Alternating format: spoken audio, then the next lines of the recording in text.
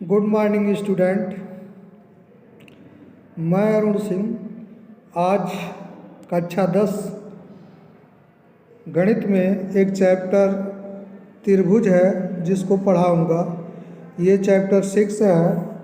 इसका पीडीएफ हम आप लोगों के पास भेज दिए हैं। आज इसी पीडीएफ को समझा करके वीडियो बना करके आप लोगों के पास भेज रहा हूँ।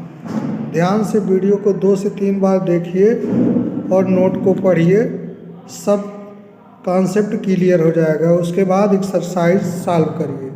चलिए देखिए, ये जो चैप्टर है ये त्रिभुजों की समरूपता पर आधारित है और इसमें एक प्रमेय है जिसको हम लोग आधारभूत अनुपातिक प्रमेय या थेल्स प्रमेय कहते हैं। और थेल्स प्रमेय की एक्सरसाइजियाँ भी हैं। इस प्रमेय पर आधारित क्वेश्चन परीक्षा में पूछे जाते हैं, इसलिए ये वीडियो आप लोग ध्यान से देखिएगा। तो सबसे पहले हम लोग समरूप त्रिभुज जानने से पहले समरूप आकृतियों को समझते हैं कि समरूप आकृतियाँ होती क्या है। यहाँ पर देखिए, ये है समरूप आकृतियाँ। तो वे आकृतियाँ जिनके आकार समान होते हैं समरूप आकृतियाँ कहलाती हैं। जैसे सभी वृत्त समरूप होते हैं, सभी वर्ग समरूप होते हैं, सभी समबाहु त्रिभुज समरूप होते हैं। समरूप का मतलब है कि जिसका रूप समान हो, आकार समान हो, वही समरूप है। जिसका रूप समान हो, जिन आकृतियों का रूप समान हो या आकार समान हो, उन्हीं को हम लोग समरूप आकृतियाँ कहते हैं। समरूप और सर्वांगसम में अंतर आपको समझना होगा। सर्वांगसम का मतलब होता है कि दो आकृतियाँ हर तरह से समान होती हैं, मतलब उनका आकार, उनकी साइज एकदम यदि समान है, एकदम बराबर है, तो उसको हम सर्वांगसम आकृतियाँ कहते हैं। सर्वांगसम आकृतियाँ जो होती हैं वह एक दूसरे को कवर कर सकती है। मतलब एक आकृति के ऊपर हम दूसरी आकृति को रख देंगे तो दूसरी आकृति पहली आकृति को पूरा ढक लेगी, क्योंकि हर तरह से समान है। जबकि समरूप में ऐसा नहीं होता है। समरूप में केवल रूप समान होता है, उनकी साइज कम और अधिक हो सकती है। साइज को हम यहाँ पर आमाप भी कहते हैं। अर्थात वे आकृतियाँ समरूप आकृतियाँ होती हैं जिनका आकार समान होता है और आमाप अलग अलग हो सकता है। जैसे यहाँ पर देखिए, ये जो वृत्त दिया गया है, यह वृत्त और यह वृत्त और यह वृत्त, इनकी त्रिज्याएँ अलग अलग हैं लेकिन रूप एक समान है, इसलिए ये समरूप वृत्त है। यहाँ वर्ग की भुजाओं की साइज अलग अलग है, फिर भी रूप एक जैसा है, इसलिए ये जो वर्ग हैं, तीनों वर्ग, ये समरूप है। इसी तरह से समबाहु त्रिभुज भी समरूप होते हैं। अब आगे चलिए देखिए, नोट में सभी सर्वांगसम आकृतियाँ समरूप होती हैं। जो सर्वांगसम आकृतियाँ होती हैं वो ऑलरेडी समरूप भी होती हैं, परंतु सभी समरूप आकृतियों का सर्वांगसम होना आवश्यक नहीं है। मतलब जो समरूप हैं वो सर्वांगसम नहीं हो सकती हैं या हो भी सकती हैं। अब त्रिभुजों की समरूपता देखिए। त्रिभुजों की समरूपता मुख्य रूप से यही हम लोगों को पढ़ना है।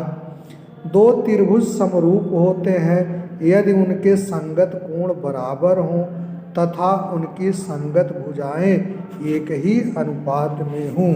तो दो त्रिभुज समरूप कब होंगे? अगर उनके संगत कोण बराबर हों। संगत कोण बराबर होना चाहिए। अब यहाँ पर संगत कोण का मतलब ये है, जैसे मान लीजिए यह एक त्रिभुज है ए बी और सी, ये दूसरा त्रिभुज है पी क्यू आर। तो कोण ए के संगत कोण पी है, कोण बी के संगत कोण क्यू है, कोण सी के संगत कोण आर है। ये संगत कोण बराबर है और इनके भुजाओं में समान अनुपात है। मतलब AB बटे PQ बराबर BC, यह BC है, BC बटे QR, फिर AC बटे PR बराबर है। तो ये जो होते हैं त्रिभुज समरूप होते हैं। यदि दो त्रिभुजों के संगत कोण बराबर हों तो समान कोणिक त्रिभुज भी कहते हैं। यानी दो त्रिभुजों के यदि संगत कोण बराबर होता है तो उन्हें समान कोणिक त्रिभुज भी कहते हैं। अब चलिए आगे देखिए, आधारभूत अनुपातिक प्रमेय। ये आधारभूत अनुपातिक प्रमेय या इसी को हम कहते हैं थेल्स प्रमेय। तो सबसे पहले इस प्रमेय का जो है इस प्रमेय का जो सिद्धांत है उसको हम लोग देखते हैं। सिद्धांत है, ये सिद्धांत ये है, यदि किसी त्रिभुज में एक भुजा के समांतर एक रेखा खींची जाए तो यह रेखा अन्य दो भुजाओं को जिस बिंदुओं पर परिच्छेद करती है वे बिंदु उन भुजाओं को समान अनुपात में विभाजित करते हैं। तो ये तो रहा प्रमेय का प्रिंसिपल। अब इसको हम समझते हैं, इसको यहाँ पर समझते हैं। यहाँ पर देखिए समझते हैं कि इस प्रिंसिपल का मतलब क्या होगा। इस प्रिंसिपल का मतलब क्या होगा है, यह ABC एक त्रिभुज है। ABC एक त्रिभुज है। इसकी भुजा BC है, ये जो है BC है, ये BC है। इसी के समांतर एक रेखा DE खींची गई है और यह जो DE रेखा है अन्य दो भुजाओं AB और AC को कहाँ पर परिच्छेद कर रही है, D और E पर परिच्छेद कर रही है।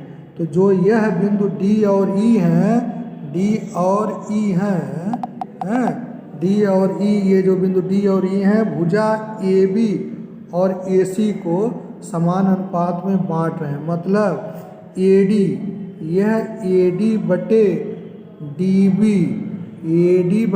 मतलब यह AD है, यह DB है, बराबर होगा आपका यहाँ से देखिए,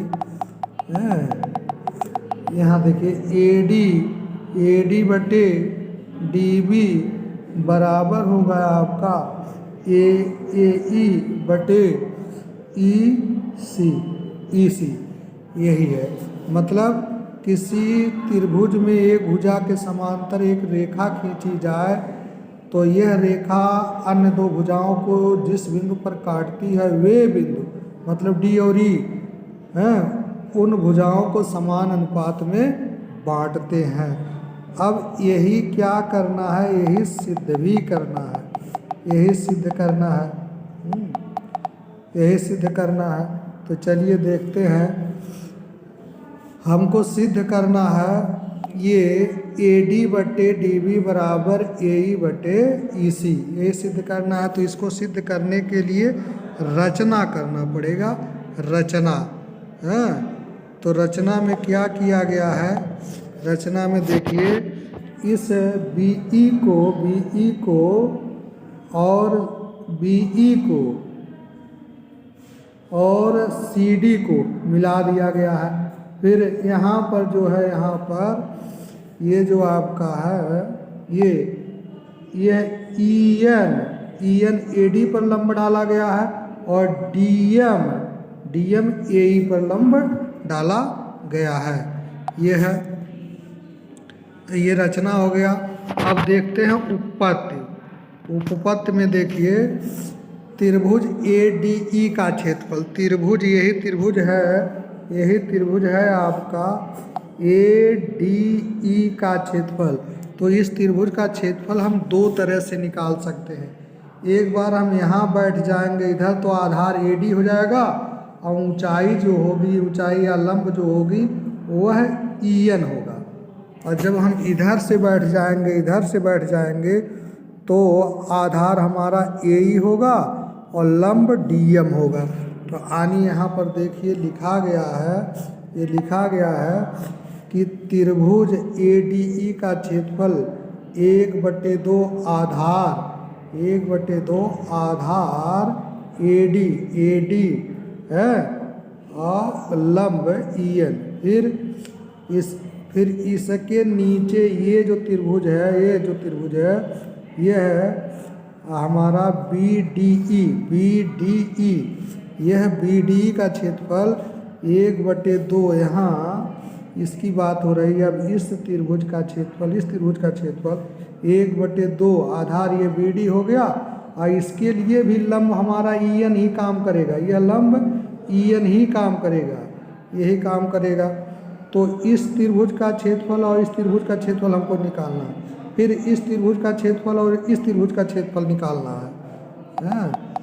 तो ये देखिए यहाँ पर एक त्रिभुज BD का क्षेत्रफल 1/2 आधार BD गुणे लंब EN। फिर अब उधर चलते हैं, उस तरफ चलते हैं यहाँ पर जो है ये इधर चलते हैं। फिर त्रिभुज इस DAE का क्षेत्रफल 1/2 आधार AE गुणे लंब DEM। यहाँ पर देखिए यह लिखा गया AD का क्षेत्रफल 1/2 आधार AE और गुणे लंब DM। फिर उसके नीचे इसके नीचे जो ये क्षेत्रफल है, ये वाला इसका क्षेत्रफल निकालेंगे तो यहाँ आधार हमारा हो जाएगा 1/2 आधार EC और लंब हो जाएगा DM। लंब हो जाएगा, ये हो जाएगा हमारा लंब DM हो जाएगा। तो अब हम यहाँ पर क्या किए हैं, कुल 4 त्रिभुजों का क्षेत्रफल निकाले हुए हैं। अब देखिए त्रिभुज ADE का क्षेत्रफल, त्रिभुज जो है ADE का क्षेत्रफल बटे त्रिभुज DEC का क्षेत्रफल 1/2 गुणे आधार AE गुणे DM, फिर 1/2 गुणे आधार EC गुणे DM। अब 1/2 से 1/2 कैंसिल हो जाएगा, ये कैंसिल हो गया और आपका DM से DM कैंसिल हो गया, AE बटे EC बचा है, AE बटे EC बचा है। इसी प्रकार